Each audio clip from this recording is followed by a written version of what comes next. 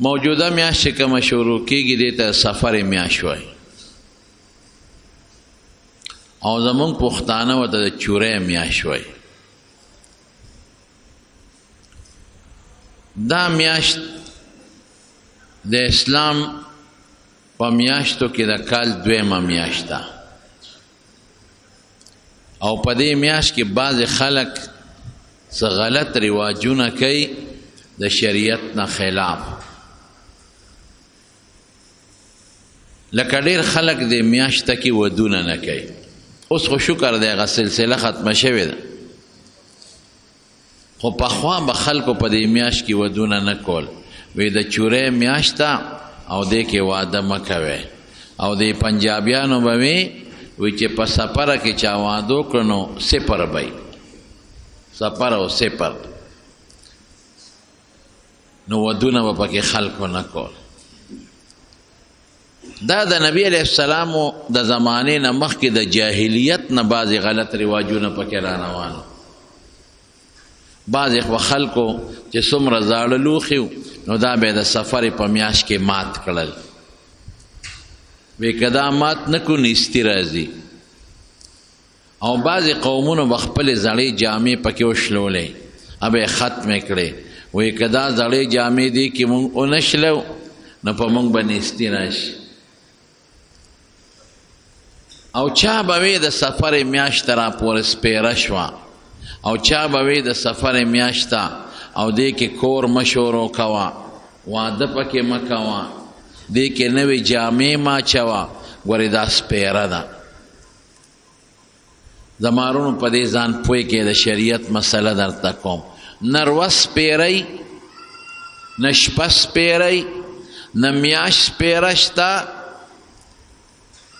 سپیروالی او نحوست د انسان د عمل سره تعلق لري. انسان که په خپله بدبخته دی او د خدای نه لرې دی او نیک عمل نه کوي نو دا سپیره دی شقي ورته وایي. او دې انسان ته چې کوم عذاب خدای ورکوي او په کومو ورځو کې خدای دل عذاب ورکوي نو بعضې وخت کې هغې ورځو ته هم په قرآن شریف کې سپیرې ویلې شوې دي فی ایام نحسات. خو علما لیکي وی دا د ورځو خپل نسبت نه دی ورځې بختورې دي خو دا خلک سپیره دی. په دې سپیرو خلکو سپیره عذاب راغی ځکه دې ورځو ته نسبت وشو. څوک د نهې په ورځ جامې نینځي وی دا سپیره ده راپورې. څوک د جمعې په ورځ جامې نینځي وی دا نیستي پیدا کوي. دا ټولې غلطې خبرې. پخوا چې به خلک رالل د کور نه به سهار وختي راووتل نو مارغه به په څانګه ناستو نو هغې ته به څادر وخوځو هغه به پر کړې نو که ښي طرف ته به یې پر وو یاره وی که خیر ورځ بختوره دا کار به کوم او که مارغه به ګس طرف ته لاړ نو یې ورځ سپیره ده دا کار به نن نه کوم. دا په شریعت کې نشته بلکل. بختیاورتیا او نیک بختیا دا د انسان د خپل عمل سره تعلق لري. او که کله د زړه له داسې څه خبره راله وسوسه نو په خدای بروسه کوه. نبی کریم صلی الله علیه وسلم فرمایي لا عدوا مرض د یو نه بل ته نه لګي. خو د دې په معنا ځان پوهېږي. دا مطلب نه دی چې مرض جراثیم نه منتقل کېږي. نه دا مرض جراثیم د یو نه بل ته منتقل کېږي. ځکه رسول الله مبارک یو ځل وفرمایل فر من المجذوم فرارک من الاسد. وی چې کوم انسان ته د جذام مرض لګېدلی دا د هډوکو یو خاص بیماری ده وی ردنه تیښته کوه او داسې ته تخته لکه د زمري نه چې تختې. دې نه دا معلومیږي چې مرض د جراثیم د یو مریض د ده نه اوچت شي نو د روح کې وردنوځي نو دا مرض ورته لګي چې چا زکام وسوکوالي او هغه د روغ سړي په مخ کې پرنجو کې انټوشي وکړي جراثیم هلته لاړ شي هغه هم په زکام ولګي. یا دې زمانه کې د زیړي بعضې بیمارۍ دي هغه انجکشن چې تا پې زیړي لستنې والي دي هغې باندې چې روغ سړي له انجکشن ووایي نو بیماري هغه ته منتقل شي و رسول الله مبارک د خبر مقصد سره ادا چې دا د دې بیماری خپل تاثیر نه دی چې دا مرض لګي، دا خدای پاک کله د مریض نه مرض بل خوا ولګي او کله ونه لګي. دی لومبي ته دا مرض چا لګولی دی، زه دې دویم ته خو د دې لومبي نه ولګېد. رسول الله مبارک فرمایي یو سړي ورته وی مونږ خو اعلی اوښاني خشته ښکلې او بعضې اوښاني چې هغه خارخ والي، نو دا ښه اوښ په دې خارخ جنو اوښانو کې چې وردن نه کو نو دته هم د خارخ بیماري لګي. نو حضور پاک وی فمن اعدل اوله، لومبي ته دا خارخ چا لګولی دی؟ وی الله. وی دویم ته م خدای ولګاو، لومبي ته خدای بې د بل اوښ نه ولګاو او دې دویم ته خدای د دې اوښ د ملګرتیا د وجې نه ولګاو. لومبي ته زکام ولې ولګېد؟ د مخکې خو چانټوشې نو کړی، خدای ورته بالذات اولا نه ولګاو او دې دویم ته خدای د دې لومبي نه ولګاو. نو اصل بیماری راوستونکې یا بیماری د یو نه بل ته لګونکې دا الله دی. دا د دې بیماری خپل خاصیت نه دی، یعنې ډاکټران به ټول ناجوړه پراته وو. بیا د بیماری خپل خاصیت نه دی چې دا بیماری ولګېده، نه، دا د الله کار دی. کله د دې مریض دا جراثیم هغه ته ولګئ او کله د ده جراثیم هغه ته اړو نه لګي او کله د ده جراثیم هغه ته ولګي، لیکن د هغه د خپل وجود طاقت قوت مدافعت دومره تکړی چې هغه ختم کړي، په هغه اړه اثر ونه کړي. او کله د هغه وجود کمزوري نو اثر پکې وکړي. نه دعا نو مرض په خپله نه لګي، خدای پاک د یو نه مرض بل ته لګی. دې معنا شو. ولا طیرته او دام نشته دی چې مرغۍ ښي طرف ته لاړه نو کار دی ښه دی او که مرغۍ ګس ته لاړه دا کار دی خراب دی. ډېر خلک نن پالونه وباسي، پالګرو لځي، څوک ولا لاس ګوري او څوک مرغو والا دی پېښور کې ناستي، مرغو والا بیل ناستی، هغه مرغۍ له ټریننګ ورکړي نو مرغۍ د پنجرې نه راوباسي، نو چې څنګه راوځي نو لیپاپا په مخوکه کې ونیسي کاږي، نو هغه ما لیپاپا وګوري نو په هغې کې داسې الفاظ ذکري چې پار چا پټ کېږي، پال به دله ګوري، مرغۍ چې کم کاغذ راکاږي هغه به درته ګوري، څه به وایي تا باندې خو کله کله پړه باندې سودا راځي، غم راځي که نه؟ نو غم په چا نه راځي؟ کله کله چې سار پاسې که نه، سار وختي د پاسېدو تړه نه کېږي. دا ټولې فارمولې بشیر جان کې شته. د ما پال کتلی دی زه، یا که مرغۍ د دغه لیپاپر ایستی ده او یاره د شپې هم کله کله راویښېږې بیا خوب نه درځي، نو دا خو تقریبا اکثر خلک داسې. او کله ورته یاره په وجود د کله کله سستي راځي، ښه کار ته د اړه نه کېږي، نو دا په چا کې دا صفت نشته. او کله ورته وي یاره کور کې هم څه کله اختلافات شته، کور کې اختلافات جګړې مګړې، نو خدای ته وګوره چا کره دا نشته، چېرته دې هم کله کله اړه نه کېږي. او چې خبرې کوي ګیره دې مړقي، چې خبرې کوي ګیره چا نه ړقي. دا څه خبرې دي؟ نو دا داسې خبرې په هغه لیپاپه کې لیکلي چې هغه په هر چا پټ کېږي. او ډېر خلک نن سبا چې خچاله لاړ شي نو بس لنډه خبره داره چې په تا چا جادو کړی، خو چې چاله ورغی بس لاس وله وګوري او په تا چا جادو کړی دی، نو دا ډس چې دی په چا مو کړو لکه چې په سلو ګولو دی وویشته، دا بیا د ذهن نه نوځي. چا در باندې یاره چا کړی دی؟ یاره صیبه یو توره ښځه خو تاسو کله کله کله راځي که نه، ببر سر دی، نو چا کره توره ښځه نه راځي؟ ببر سر هم د ډېرو خلکو. ستاسو د کور نه ګس طرف ته یو کور دی او یو خزانانه ده، نو ګس طرف ته کله په یو شک کوي کله په بل شک کوي. خلکو له دشمنۍ پیدا کړې دي ظالمانو، خلکو له اختلافات پیدا کړ، خلکو له ذهني پریشانۍ پیدا کړ. پتا جادو دی، پتا کوډه ده. یاد وساتئ دین یو الله خبر دی. وی دا په پیریانو معلومات کو دام دروغ دی. مسله واوره د قرآن مسله درته کوم. حضرت سلیمان علیه السلام بیت المقدس شروع کړی، ډېر اعلی قیمتي،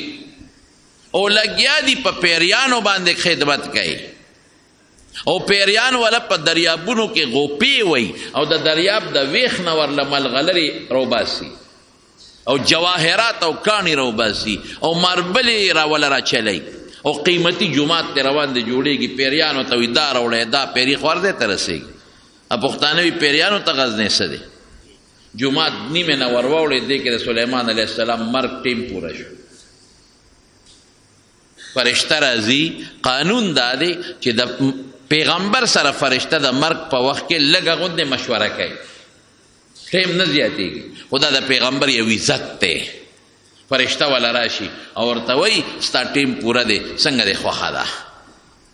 دې دا نشي ویلي چې زما نه ده خوښه خدا را دی عزت دی نبی کریم صلی الله علیه وسلم خصائص کبرا کې سیوطي لیکلی دي چې کم وخت کې د وفات ټیم نو جبریل علیه السلام یو د مرګ فرشته ورسره ده جبریل علیہ السلام حضور پاک تا عرض کئی اللہ رسول دا ملک الموت تے دا مرگ فرشتہ راغلی دا اجازت غواړي و اجازت تے چې وردن نشو نو ملک الموت ورته سوی و دا اللہ رسول ستا ټیم پورا دی دنیا کې څنګه دی خوښه ده نو د جبریل علیہ السلام سره مشوره کوله وته یو قتل د مشورې په توګه وته قتل ځکه مرګري دی چې څنګه وکما دی خو مان اجازت غواړي نو جبریل علیہ السلام وتسوي وی دا الله رسول الله اختیار درک خوخه د خپل ده د دنیا ژوند د وخت او مرګ د وخت او یو ټکی وورا چې ان الله يتشوق الى لقائک خدای پاک ستا ملاقات ته ډیر شوق کې دی نو چې پیغمبر ته تدوي چې الله د ملاقات ته په شوق کې دی نو پیغمبر په دنیا بیا څه کوي نو فورا ملک الموت تو يم دل امرک کار د چالو کا سو باسه په کومه طریقه او باسه نو خپل کار د چالو کا نو پیغمبر ته چې دوه چې دغه جنت ته ور روانه دغه د خدای ملاقات ته ورته ور روانه نو د پیغمبر دنیا خټوله د کړهونو ده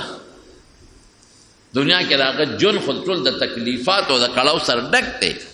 نو سلیمان علیہ السلام له د مرګ فرشته رااله وستا ټیم پوره دی هغه وی الله دا بس کېږي ټیک شو زه خو ټیم پوره دی مرګ ته خوشاله ځکه د ما مرګ خو جنت ته او د خدای ملاقات ته خو جومات نیمګړی پاتې کېږي دې سره بس وکم الله وی داسې وکړه چې ته په دې منبر باندې کښېنه او دې زنې ته یو کونټۍ اړمه کا او دې خلکو ته ووایه چې بس ما پسې به نور څوک هم دننه نه راځي زه به نګراني کوم د دې جومات زبا نگرانی کو او پیریانو ته وی تکړه شه مال بسو کم نږدې نه راځي کونټه زنه تواله او پاغې د پاسه سر کې خو او ساته وتا او پیریان لګیا دي کار کوي خډبل کار کوي او دی شیشه کې چې راځي ګوري نو منور ته ویل کا ګوري هغه سليمان عليه السلام را تنیغ نه ګوري ښه شبه هغه نه دي خبر قرآن حکیم کې الله تعالی فرمایي رب العالمین فرمایي شپږ میاشتې علما پاکستان سره اختلاف کوي په دې موده کې پیریانو ډبل کار وکړ اول ته سوړه کې راځي ګوري الکوي هغه د نیغ نیغ راته ګوري کنه شبه ان خطی دی کار کوي جمعات مکمل شو چې جمعات مکمل شو نو لاندې الله د کونټه په ویخ باندې وینو لګوله نو چې هغه وینو کونټه او خوړه کونټه ماته شو پریوتا نو سلیمان السلام لاندې پریوتا پیریان وی اوهو دم سوکل قرآن حکیم کې الله فرمایي چې کله سلیمان علیہ السلام مړ شو تبینت الجن ان لو كانوا يعلمون الغیب ما لبثوا في عذاب المهین غالبا اوهو الله وی که پیریانو سره د غیب او علم وی نو شپږ میاشتې به ولې کار کاو سلیمان علیہ السلام کونټه باندې مړ پروت ته پیریانو ته پته نشتا نو څوک وی دا په پیریانو معلومات کو د غیب او علم یو الله سره دی نه انسان سره شته نه پیری سره شته دا اق علم د چې دا خدای ځان سره ساتلی دی د چاله نه دی ورکړی نو خبره مې دې پورې کولا زمارونو چې دا وسوسې وړه ترازی دي سره وسه کو دا ډېرې خطرناکې وسوسې دي چې دا چا زړه ته به دا راځي او که ده سره نه وي یو ځای شوې دا بیماري به راته نه وي لګېدل د چا زړه کې به دا راځي او لومبې نظر مې په دې پلان کې ولګېد مړه ورځ سپېره شوه د چا زړه کې به دا راځي پلان کې میاشت را پورې سپېره شوه څوک به دا وایي چې دا پلان کې ورځ را پورې سپېره شوه او څوک وایي دا پلان کې څاروی را پورې سپېره شو او څوک وایي موټر را پورې سپېره شو څوک وایي دا بادي را پورې سپېره شوه او بعضې وایي د انګور را پورې سپېره ده او څوک یاره دا یو بچی چې به شوی دی که نه بس داسې سپیره غوندې دی کارم سمې نه خوري د مارونو. رسول الله مبارک فرمایي دا په شریعت کې نشته. ولا سفره دا هم نشته چې سفر میاشت را پورې سپیره ده، دا په شریعت کې بالکل نشته. نو دې سره به څه کوو؟ نو وایي که داسې قسمه وسوسې چاته رالې نو دا به ختمیږي په توکل، په الله بروسه او توکل کوه بس. او دا عقیده ساته و یمسسک الله بدر فلا کاشف له الا هو، چې څه تکلیف ته ورسېد د دې تکلیف لرې کوونکې ما سوا د الله د ذات نه بل څوک نشته. دا عقیده او ساته. و ان یردک بخیر او که الله دته خیر رسول غواړي نو فلا راد لفضله، د خدای خیر څوک بندولی نشي. نو مالک د خیر او د شر به څوک ګڼو؟ بس دې سره به ستا ټول سسټم سمېږي. دا کلک عقیده وساته، مضبوط یقین دا وساته. یعلا ابن مرہ د حضرت علی رضی الله عنه په خاصو ملګرو کې دی. نه یو ځل راغی حضرت علی رضی الله عنه ته ملګرو ته وایي یاره د دې علي امیر المؤمنین حفاظت کوو ځکه دشمن ډېر زیات دی. په هغه زمانه کې دشمنان ډېر زیات دي، څوک یې مړ رانه نه کي. دروازې به یې حفاظت کوو او د شپې به ورته ناست ده به څوکۍ کوو نمبر په نمبر. هغې ویې ډېره ښه ده. دوی ستورې راغشتې دي او د دروازې مخکې ولاړ دي. حضرت علی رضی الله عنه وله راووته وی څه کوې لکو؟ اعلا ابن مرہ وی حضرت ته حفاظت لراغلی وی د چا نه مې حفاظت کوې؟ د اسمان والا نه که د ځمکې والا نه؟ زما حفاظت د الله اسمان والا نه کوې او که ځمکې والا نه؟ هغې ورته وایي چې نه اسمان والا نه خو دې نه شو ساتلی، ځمکې والا نه د حفاظت کوه، اسمان والا نه حفاظت نشو کولی. نو ورته وایي چې هر کله د اسمان والا نه زما حفاظت نشی کولی نو چې هغه اسمان والا ما ته ضرر را رسول غواړي ستاسو څه پیدا ده؟ او چې هغه اسمان والا زما حفاظت کول غواړي نو بیا ستاسو څه فایده ده؟ چې خبره د اسمان والا مقابله نشی کولی، د هغه نه مې حفاظت نشی کولی، نو که هغه اسمان والا زما حفاظت کول غواړي تاسو ته ضرورت نشته، او که هغه اسمان والا ما ته ضرر رسول غواړي نو ستاسو بیا هم ضرورت نشته. زینک بخته په مخه دې ته توکل وایي، په الله بروسه کوه. یو شیخ کردي ډاکې به یې کولې، غلاګانې به یې کولې ټولو ورځ. نو یو ځل یې ډاکه وکړه، تورې ورسره دي او د دریاب غاړې له لاړل، شپه ده او په دې سوچ لاړل چې دلته څوک به وي نه نو موږ به د خپل غلا تقسیم کړو. چې هلته لاړل کېناستل، خپل غلا هم تقسیم کړه او د سبا رڼا پرې راوخته.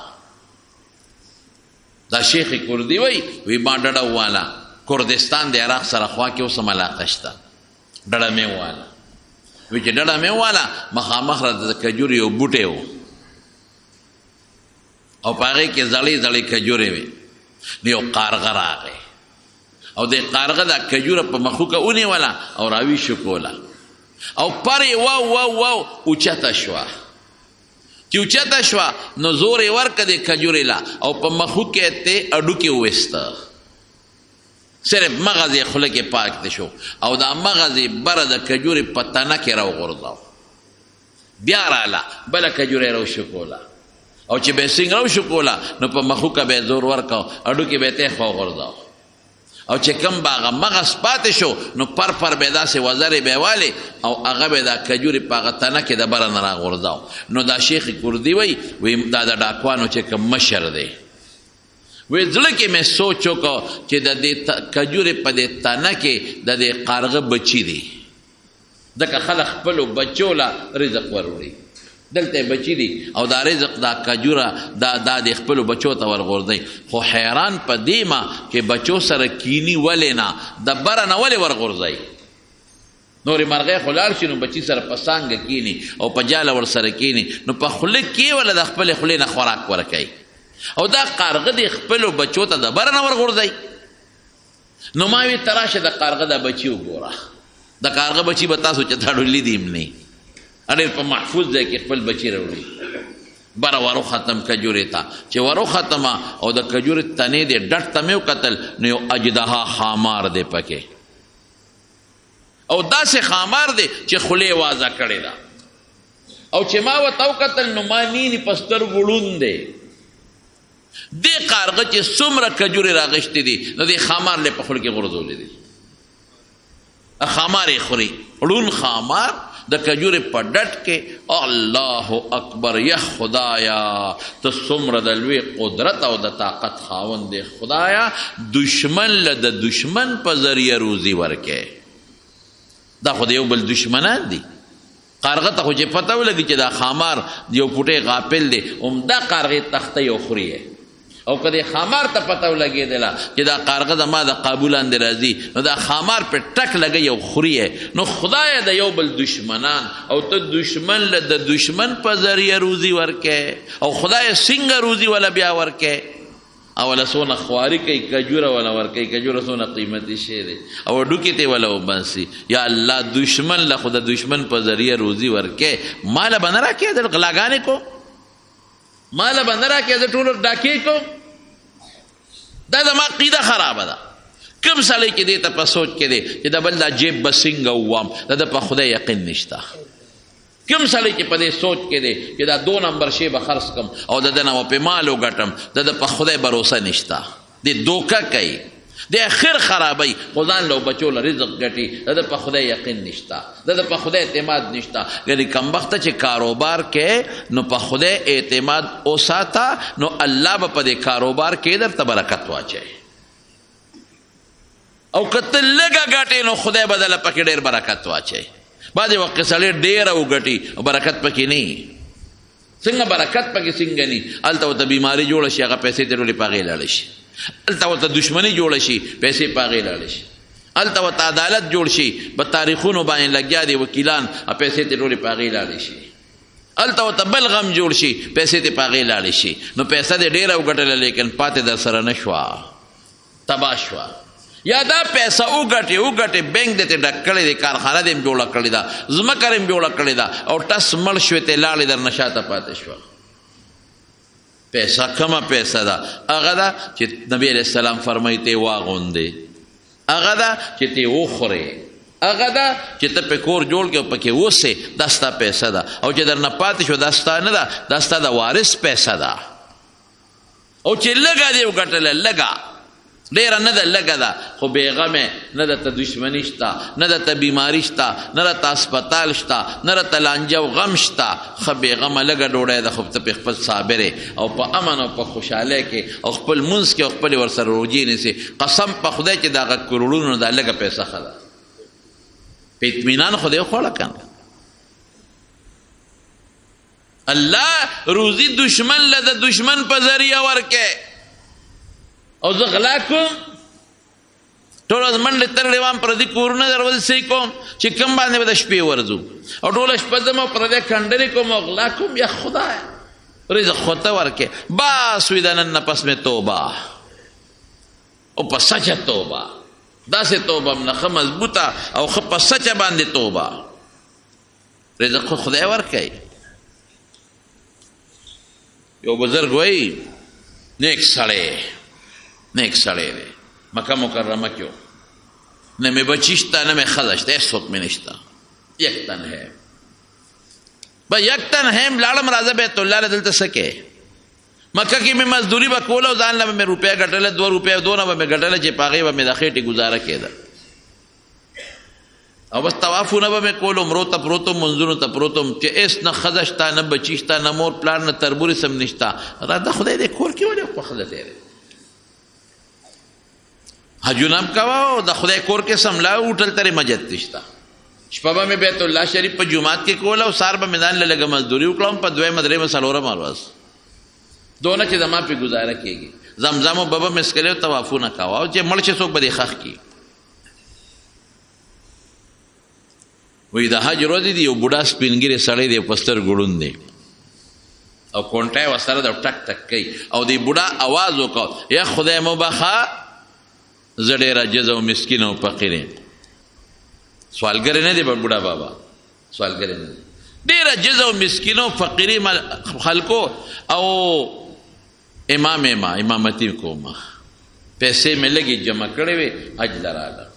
یو لور مې ده په کور کې بل مې څوک نشته اقه یو لور مې ده نو چې راتلم نو لور مې چرګواګې مګې خرڅې کړې وې کور کې ځان له بعضې زنانه څوک پیوې کوي خرڅوي او څوک پرتوغاښ کوي خرڅوي لور مې ځان له څه ټک ټک باندې پیسې جمع کړې وي بابا چې حج لځې دا پیسې والا مال په یو امیل راوړه اوس هم خلک د پاک ځای نه مال یو نښه راوړه نو خلکو ما هغه لور لا د هغه چرګ واګې مګې خرڅې کړې وې پرتوغاښونه پیوې خرڅ کړي نو په هغې مو والا امیل واغېسته چې دا به لور له یو سم ارانه روک شوی دی خدای مو بخه که چا منتی نو مال راکې چې زه کور ته ځمه نو لور به ما ته کوڅې ته نیغه نیغه ګوري او په تمه به وي چې ماله به پلار امیل راوړي او په ډېره لږه لږه جمع کړې نه امیل رانه روک شوي دا لک وی دا امیل ما یو څو ورځې مخکې مونتی و مونتی مې و دا چې کوم بیت الله کې دیره دی امیل مې مونتی و ډېر خشته مزېدار امیل و او شیطان راته وایي چې بس دا ډېر شی دی او بس که خیر وي ښځه دې پې کېږي او قابو کا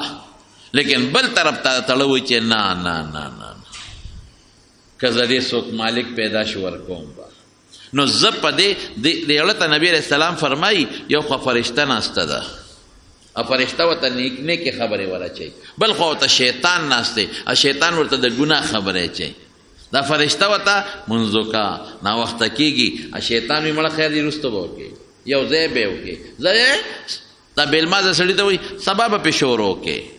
وروسته کوي یې لیټ کوي یې ورو رسول الله مبارک فرمایي چې د نیکۍ دا خبره کله دی فرشتې درته وکړه نو فورا پې عمل کوه او چې دا شیطاني وسوسه راځي نو اعوذ بالله من الشیطان الرجیم او ګس طرف ته ورسره لاړې توکه بچ بشي نو ما ته یو خوا شیطان دی چې دا خو ډېر قیمتي امیل دی خپه پې کېده بل خوا فرشته وایي نه د چا غریب نه به روکي ورې کا نو بس دا فرشتې مې ومنل او لګیم زم مالک طلب کوم خو چې د بوډا اواز مې واورېده چې زما لور به زما لارې ته ګوري او زیاته تمه به د دې امیلي چې بابا به راله امیل راوړي خلک هغه امیل رانه روکتې هغه لور خو مې وله پیسې ډېرې په چوکه چوکه ګټلې وې خدای ته وګوره که چا سړي مال خپل امیل راکې دا سړی وایي دا مسافر چې مې واورېدل په مخه ورپاڅېدم مې باباجي مبارک ته شه دا امیل نښه خولی شي او دا کاغذ دی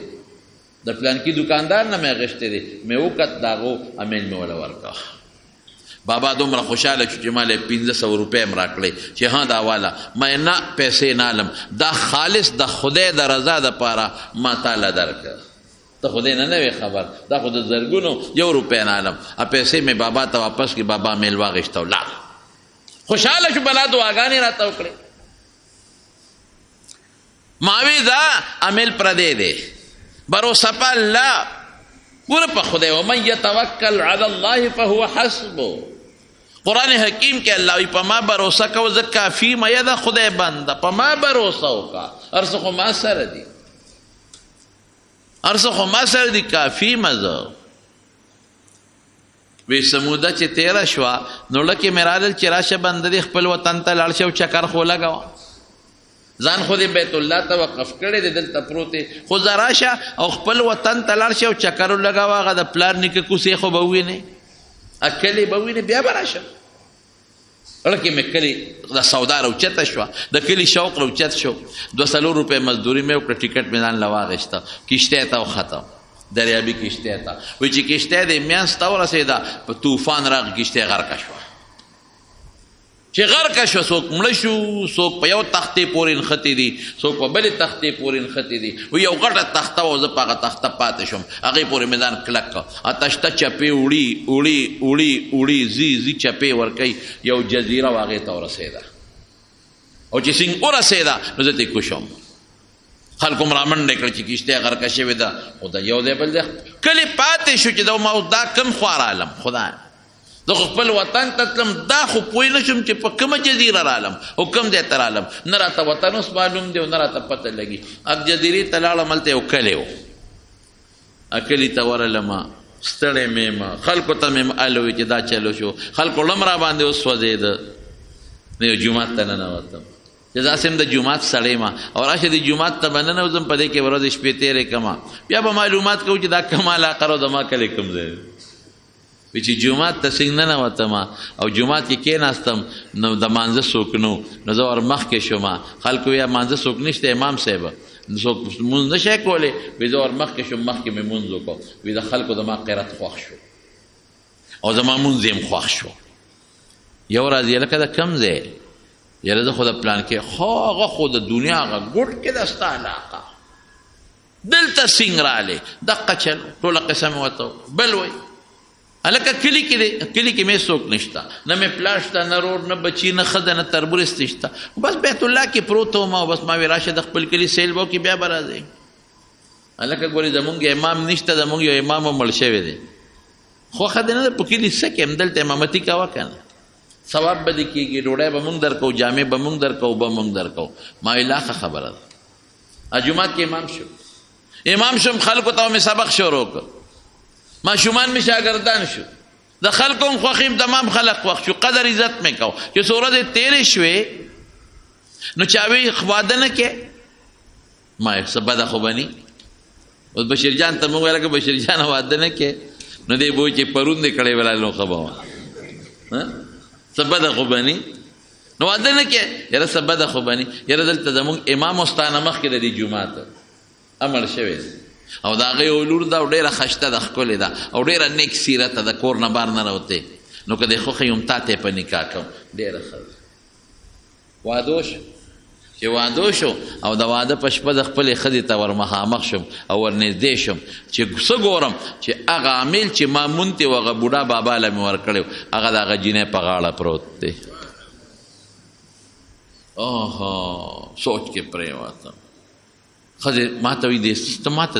امیل ته څنګه نیغ ګورې مې ښځې یو سوچ کې پرېوتم په سترګو دې چې ته امیل جوړ نه ولیدې ما ته نه ګورې امیل ته ګورې مې ښځې یو سوچ کې پرېوتم دا کوم ځای و دا امیل وی دا ما د چرګ واګې جمع کړی او ما پیویو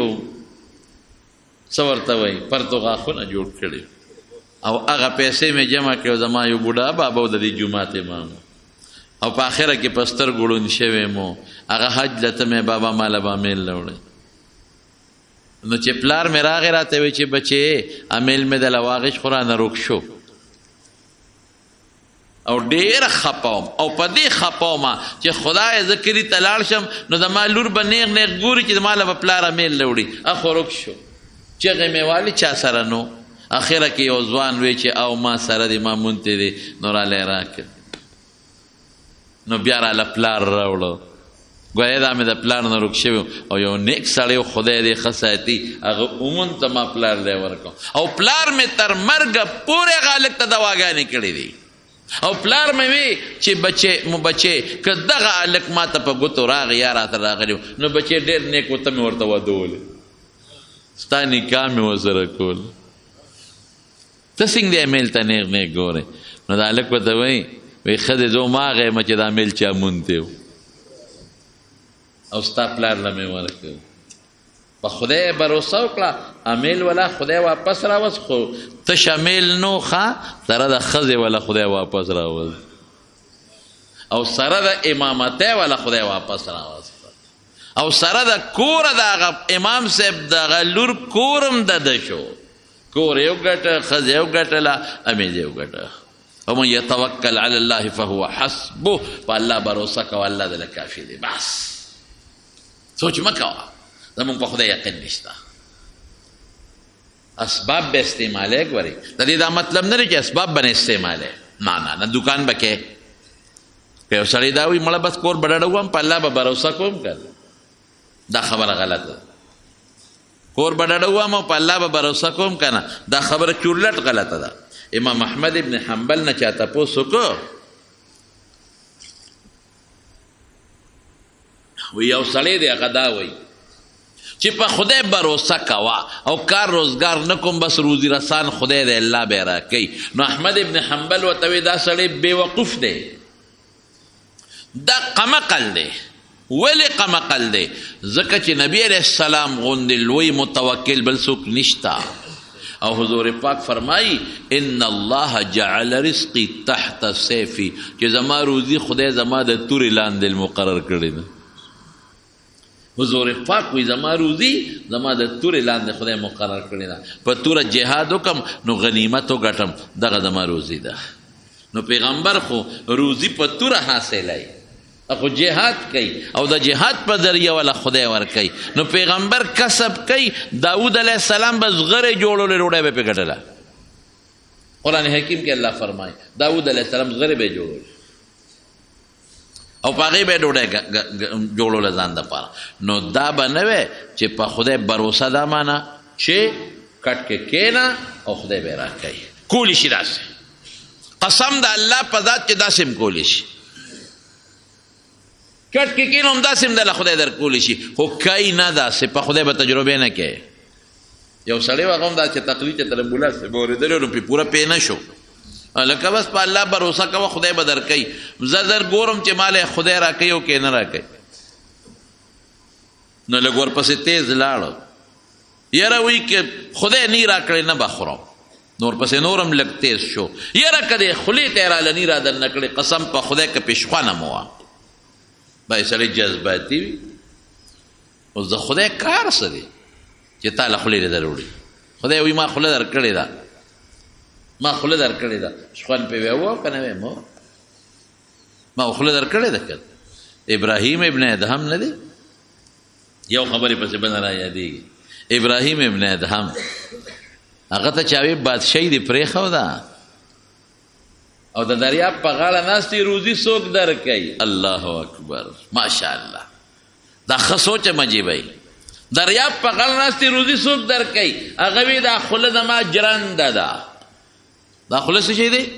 جرنده ده. په دې ته غنم میده کې، په دې ته جوار میده کې، نینې پې میده کې. مفتی شفیع صاحب رحمت الله علیه یو سړی راغی نو د ګیله غوندې وکړي، غاښونه مې خراب شو. بوډا غاښونه مې خراب شو، صاحب ټول غاښونه مې ووتل. نو مفتی شفیع صاحب خو خیال سړی هغه ورته وی 80 کاله دې پې په ټنونو اوړه مې ډوډۍ خوړه.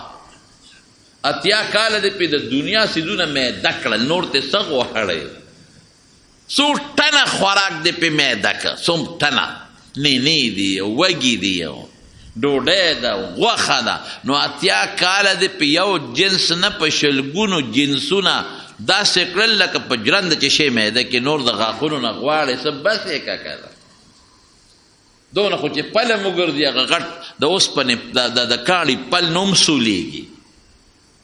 نو ابراهیم ابن ادهم ورته وایي هغه سړي ته وایي خدای روزي د کوم ځای نه درکوي؟ وایي جرنده خدای ماله را کړې ده، دا خوله جرنده ده. نو چې جرنده یو سړی جوړه کړي نو دانې به ورچوي که به ونه رچوي؟ نو چې الله جرنده را کړې ده دانې به هم راله را کوي.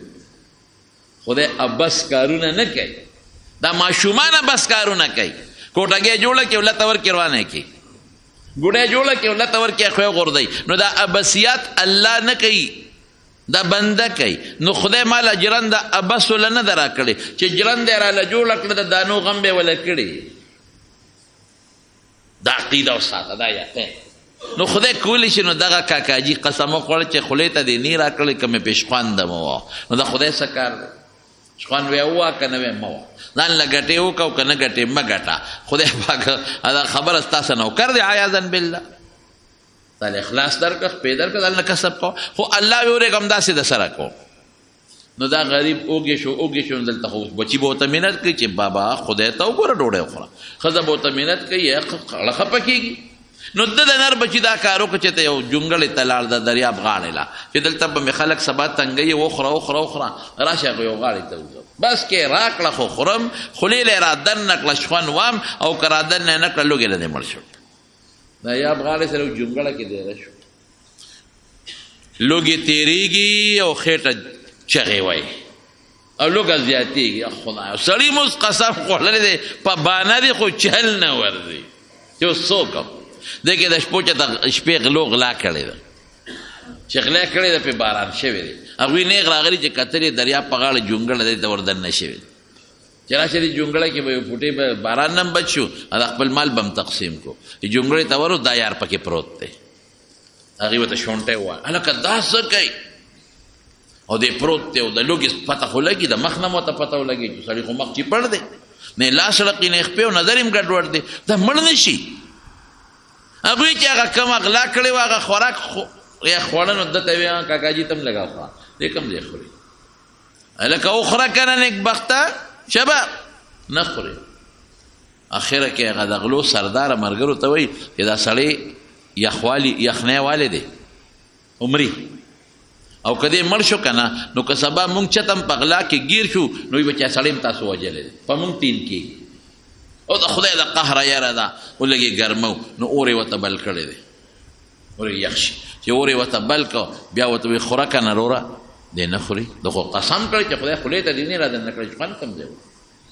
ړې ګهریږي خو قسم یې کړی دی قسم را ټینګ کړی دی هغه د غلو هغه ملګري وي هلکه داسې کار دی نرم خوراک ولا پوخ کې او دا شیک لږ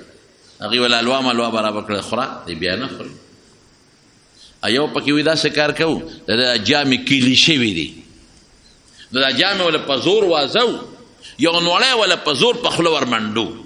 نو چې دا یوه نوړی باندې جامې وګرځي که نه باقي و په خپله خوري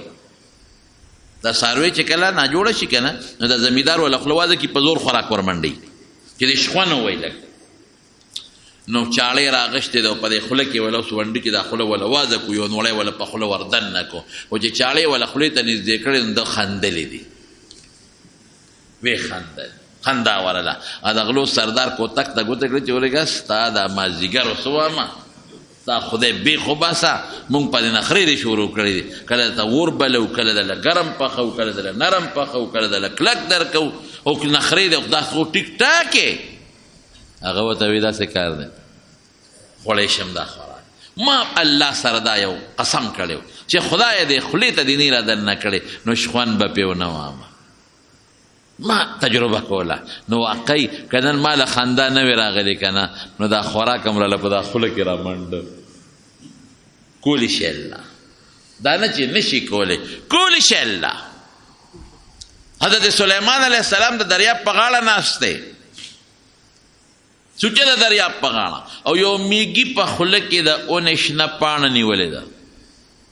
سلیمان علیه السلام خو میږو به مو سره خبرې کول مرغانو به هم خبرې کولې په هغې به پوهېدم نو چې میږې ورو روان دي دې غلې ناسته جوړې که د میږي اندازه علم چې دا څه کوي نو دا میږې د دریاب غاړې ته ورو شنه پاڼه پوټینۍ خوله کې نیولې ده او دریاب غاړې ته ورورسېد دا غټ میږي چې ورورسېد یو چیندخ ناستو دا میږې د هغه چیندخ د پاسه وروخت او پاڼه په خوله کې نیولې ده او چې پاڼه خوله کې نیولې چیندخ د پاسه شو ناګهانه چیندخ ورو روان شو او چې څه منځ لاړ چیندخ غوپه وواله خدای هغه میږي خو ډوب شو غرق شو چیندخ لاړ غوپې وواله لږ ساعت پس چیندخ روت میږي هماغه په شا سور دی او چیندخ نیغ د دریاب غاړې ته راغی میږي ته کوشو نیغ روان شو وایي دا خو کمالو سلیمان علیه السلام تپوس وکړ د هغه چیندخ نه اوس خبرې خو کوي حیوانه قرآن کې راځي هدهد به ورسره خبرې کولې ملا جرګک میږي ورسره خبرې کړې دي قالت نملتون هغه یوه میږی نورو ملګرو ته وایي ادخلوا مساکنکم لا یحتمنکم سلیمان و جنوده هم لا یشعرون ای میږو سړو کې دننه شئ سلیمان او لښکر یې را روان دی ګورې په ځان نه پوهېږي غرق هم نه کې فتبسم ضاحکا من قولها الله وایي چې سلیمان علیه السلام د میږی خبرې واورېدې نو ویې خندل په خبره پوهېده اورېدې قرآن وایي زه نه ویم چیندخ نه تپوس وکړی چیندخه وایه که نه د څه ماجره ده وی دا د دریاب دی ویښ کې یو کاڼی دی هغې کې یو چینجی دی د کاڼي کې دا میږي پاڼه خوله کې راوالي او زما په شا د پاسه راسور شي نو زه اقه چینجي له ورسومه نو دا چینجي د دې میږي د خولې نه پاڼه ځان ته راکاږي ویې خوري نو خپل کاڼي ته واپس وردن نه شي نو زه بیا بره راوخیجم نو دا میږي بیا لاړ شي بله پاڼه راوړي د میږي ډیوټي دا ده چې پاڼه راوړي زما ډیوټي دا چې زه لاندې رسوم او چې ویرسوم نو دا کاڼې اوچوي چینجې ته راوځي نو دا پاڼه ولا په خوله کې ورکړي نو چې پاڼه واخلي نو په هغه کاڼې بیا یو ځای شي نو چینجې پکې دننه شي. روزي رسان څوک؟ شوق سره وایه روزي رسان څوک؟ وما من دابة في الارض الا على الله رزقها. په دا ځمکه چې کوم مخلوق دی روزي الله ورکوي. ته په ذهن نه وباسي چې روزي به رانه کي چې پیدا کړې مخکې د قسم په خدای د روزۍ بندوبست کړی ته لا نه مې پیدا روزۍ بندوبست یې دلته کړی خو اسم در کولی شي خو دنیا دارالاسباب دی ګورې لاس پې به خوځی نو که ته وایې چې زما د لاسو خپو خبره شوه نو بیا په خدای بروسه د کم ځای نه شوه بروسه درته وایم لاس کې طاقت څوک پیدا کوي او دا چې کوم دکان ته اویسته دی دکان ته به د ګاګ په زړه کې مینه څوک پیدا کوي الله دا د خدای کار شي الله زما خو دغه وس خپل لاس پې مې استعمال کړل الله زما خو دغه وس دی چې ما سودا راوړه په دکان کې مې واچوله الله زما خو دغه وس دی چې زه مونځ کې ودرېږم تا ته لاس نیسم چې خدایه بچي نار بچی وږې ښځه وږې زه وږې زما دغه وسو دکان مې وکړه باقي خدای روزي رسان دی نو بیا به د خلق اوړه کې خدای اچوي چې ورشه دنه سودا وکړه د خوله کې به خدای اچوي الله به ستا سودا کې برکت اچوي د نورو نه به دله ښه خرڅوي څښاکۍ به یې درته نه خرابۍ به یې درته نه او هغه لږو پیسو کې به الله برکت ایږدي دې ته توکل وایي او چې څوک وایي چې نه زه اسباب نه استعمالوم کټ ته بالښت ته ډډه به والي او خدای بس توکل په خدای کوه دې ته توکل نه وایي ښه دا خو د اسبابو تعطیل دی اسباب به نه معطل کې چې رسول الله مبارک وایي زما رزق زما په توره کې دی او داود علیه السلام غره جوړی نو ته به کار نه کې نو کار به کې او د کار نه پس په د خپل کار په دکان کارخانه به بروسه نه کې بروسه به په چا کې مثال به درکړم چې ته پې پیش یو سړی ډاکټر لځي او علاج ته کوي نو علاج خو ډاکټر کوي ډاکټر لبځي خو دا جوړونکی ډاکټر دی که الله دی اوس که ډاکټر ستا په بیماری پې نه شو بیا به څه کېږي ستا یو بیماری ده او ډاکټر د بلې بیماری پوه نه شو انسان دی عقل دی ستا په بیماری رو ډاکټر پوه نه شو بیا به څه کوې تاله د بلې بیماری دارو درکړل اپریشن یې د لو کو ضرورت ته نو بیا به څه کوې او اپریشن یې د لو که ډاکټر غریب خو هغه ستا بیماري داسې وه چې هغه اپریشن سره نوره زیاته شوه اوس به څه کوې یاره دارو یې درکړل دارو در باندې ریکشن وکړه انجکشن یې درته و هغې ریکشن وکړه هغه دارو یې درکړل ټیکه مو خو هغې فایده در نه کړه جوړ نه شوې نو ډاکټر که سړی د مرګه بچ کولی شو او دا شفا د ډاکټر په لاس کې و د زوی به نه مړ کېده د ښځه به نه مړه کېده د پلار به نه مړ کېده د مور به نه مړه کېده دی به په خپله نه مړ کېده نو ځان نشي بچ کولی نو موتا به څه بچ کړي نو علاج سنت دی ډاکټر له وځي خو دا به نه وی چې د ډاکټر جوړ کړم دا به نه وی د دارو جوړ کړم داسې به وی چې الله د ډاکټر په لاس کې او په دې دارو کې زما دپاره شفا واچوله د قرنګ خپل روزګار بکې او خپل کاروبار بکې دا به نه وي چې روزي د کاروبار کې ده دا به نه وي چې روزي زما په د ځمکه کې ده زما په د کارخانه کې ده دا به وي چې زما په د دکان کې په د کارخانه کې په د پټي کې دا رزق څوک اچوي الله اچوي ومن یتوکل علی الله دا اسباب باندې بروسه به نه کوي اسباب زمونږ د طالبانو مؤثر حقیقي به نه ګڼئ او په اسبابو چې کومه نتیجه مرتب کېږي دا به الله ته سپارئ نو شیخ کردي خپلو ملګرو ته وایي چې او مونږ خو غلاګانو پسې ګرځو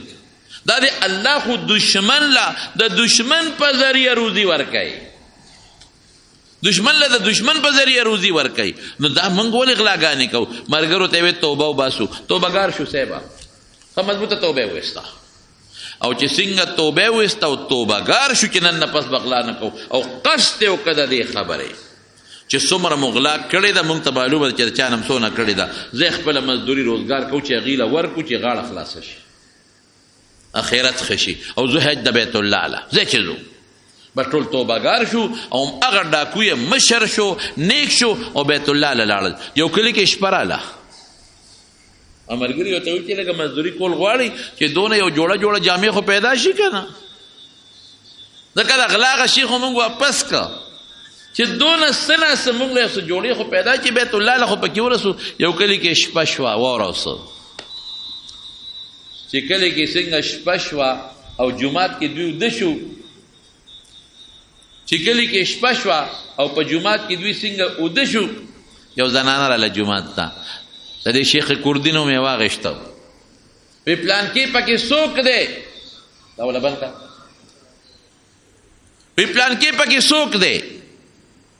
د ورته نوم واغېست د کردستان کردي وی زیمه اوهو وی زویمه مړ دی 3 ورځې مخکې وشوې 3 ورځې وشوې د هغه جامې دی او د هغه پیزار دی پاتې دی بیګام رسول الله مبارک په خوب کې ولید او رسول الله مبارک راته فرمایل چې د زوی دا جامې او دا پیزار او صادر چې څومره دي که نه دا به غونډ راوالی او یو سړی دی جومات ته راځي د کردستان پلان کې نوم دی او توبهګار دی د ګناه نه دا ټوله غله ورکړه دا وله ورکړه بیا به دله بندوبست رب العالمین کې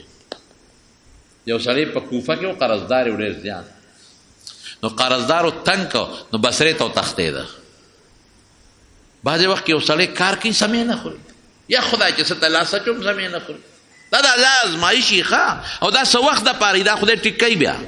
خو په تا الله ازمایش کوي چې ته ما ته رجوع کوې که نه کوې ما ته جړا فریاد کوې که نه کوې ما له تهجد له پاسې که نه پاسې زما ذکر و اسکار ما ته کوې او دا په هغه سړي راځي چې چا زړه کې د الله سره مینه وي چې د خدای نه لري په هغه د ازمایش څوک الله نه کوي دکان به نه چلېږي خدای پاکه اړو دکان نه چلېږي خدای پاکه چې څه ته لاس اچوم بس تاوان دی خدای چې څه ته لاس اچوم بس خرابېږم نو دا بعضې وخت کې په انسان الله ازمایش کوي دې دپاره کوي چې دې ما ته راجي شي وجاړي لږ ما ته نفل وکړي روجي ونیسي تهجد له پاسي او ما ته لږ غوندې وجاړي د ازمایشي څه وخت دپاره بیا خدای سم کړي نو دی چې جومات ته ننوت نو بصرې ته وتښتېد چې دلته مې څوک نه پېژني بلا قرضونه څوک تنګی مې خلک نو چې جومات ته ننوت نو الله ته یې لاس اوچت کړه یا خدای زه خو تا ته پته له قرضدار او الله دونه قرضدار یم چې 1000 اشرفۍ ډېر شي 1000 اشرفۍ دي را باندې او په قرضداري مې کنځي ښځه او لور راله کنځي او الله داسې هم نه ده چې زه کار نه کوم خو چې کوم کار ته لاس اچوم نو درک مې نه لګي نوکه مې نه لګي نو د الله ته وایي الله تا ته خو مې ډېر سوالونه وکړل خو الله نن درته یو وسیله پیش کوم ای د الله فرشتو تاسو خو جومات کې موجود یې فرشتې خو جومات کې وي ته خدای خاطر وکړې چې الله ته زما سپارش وکړې ای د الله فرشتو د خدای خاطر وکړې چې زما الله ته سپارش وکړې زه خو برباد شوم وده شو چې وده شو او سار را پاسېد یو تاجر راغی یو سوداګر هلکه پلان کې څوک دی وی زیم وی دلته راشه دا 3000 اشرفۍ والا ته قرضداري که نه وي او دا 1000 قرضونو کې ورکا او دا 2000 ځان له کاروبار شروع کا او چې کله دې ډوډۍ خلاصېږي زما دا نوم د پلار مې دا نوم دلته راځه زه به در کوم دی ورته نیغ نیغ ګوري ته چا خبر کړې تا ته چا ووې وی بېګا مې رسول الله مبارک په خوب کې ولید او ما ته وی چې مسافر دی او الله ته ډېر عجیبه سوال کړی دی او د الله فرشتو الله ته فریاد کړی دی نو ورشه یو 3000 دینار ولا ورکا او دقه ورته وه چې 1000 د قرض کې ورکا په 2000 باندې ځان له کاروبار شروع کا او دام ورته وه چې کله د جت پیښېږي مال راځه او سړی ورته څه وایي او وایي ښه الله سره مې دومره نسبت پیدا شو تا ته به سوالونه کوم تا له به راځم نه راځم بس ما زه ومونته لاړه 1000 اشرفۍ قرضدار وله ورکړې او په 2000 خدای کاروبار او دونه کاروبار کې خدای برکت واچو چې د کوفې د مالدارانو نه مالدار ته خدای جوړ کړ خیر خبره خو مانه بل طرف ته لاړه شروع کړې مې کم ځای نه ولاړه کم خوا خو دونه به درته ووایم چې اسباب به خپل استعمالې بروسه به په اسبابو نه کې په چا به کې الله او یقین به دا ساتي چې شر خدای رسی او چې خدای درته شر رسی څوک یې د نخوا کولی نشي او خیر هم د خدای په لاس کې دی چې الله درته خیر رسول غواړي والله که څوک یې در نه بند کړي نو دې پورې مې خبره کوله خبره ډېره لرې مانه لاړه چې دا سپېرتوب میرتوب په شریعت کې نشته بس په خدای یقین او که درته وسوسه شیطان نه چي او دا پلانکې د سارولي ځکه د کار خراب شو دا پلانکې میاشت کې د کار وکړه ځکه خراب شو دا پلانکې انګور سپیره ده دا پلانکې سپیره دی دا زوم سپیره دی دا روز دا جامه نو باس پروسه پسه دا سوچونه وسوسې به پسه ختمېږي په الله توکل کوه چې الله خیر و شر نه د انګور په لاس کې دي نه د زوم په لاس کې دي نه د میاشتې په لاس کې دي نه د ورځې په لاس کې دي الله دا ستا په لاس کې دي دا اوچته خبره ده رب العالمین موږ له خیر او برکت راکړي اخر وخت کې په خلیده کریمه نصیب کړي لا اله الا الله محمد